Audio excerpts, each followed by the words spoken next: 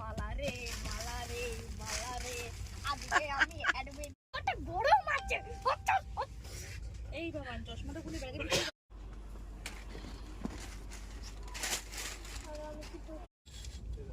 বাবা লাইটটা অফ কর তোকে লাগো তরকারি খাওয়ার খুব ইচ্ছে হঠাৎ একজনকে দেখলাম অন্ধকার লালমাটির দেশ গুটগুটে অন্ধকার